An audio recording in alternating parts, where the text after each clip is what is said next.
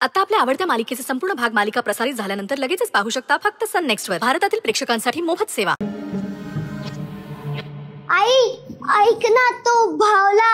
शक्ती, काय चाललंय तुझं सारखा भावला भावला भावला? मला नाही ऐकायचं त्या भावलाबद्दल. आणि मी तुला सांगितलंय तो भावला तुला मिळणार नाही. आणि मदत करायला येणार होतीस ना तू, का नाही आलीस? करते मी मदत, पण माझं ऐक तर. तो भावला ना. नाही, बास. आणि मोदक कसे करतात ते शिक जरा. तुला मोदक आवडतात ना, हो की नाही? मग जो पदार्थ आपल्याला आवडतो तो करता आला पाहिजे, हो की नाही? ये दाखवते मी तुला मोदक करायला. हा बघ मोदक, एकदम पांढरा शुभ्र. उकडीच आहे ना, कारण माझ्या गावाकडच्या आईने असा मोदक कधीच बनवला नाही. ती ना गव्हाचे तळून, काय म्हणतात त्याला?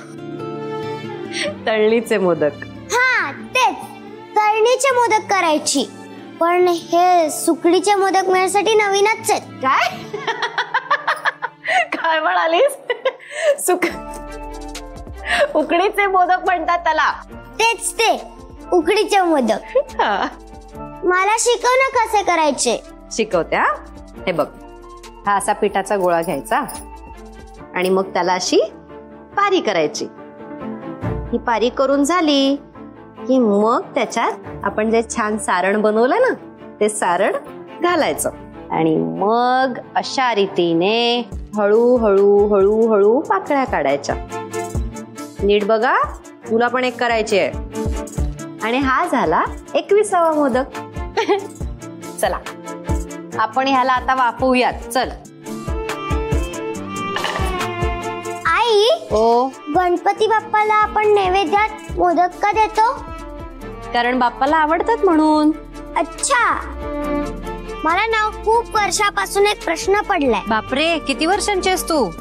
आई, सांग.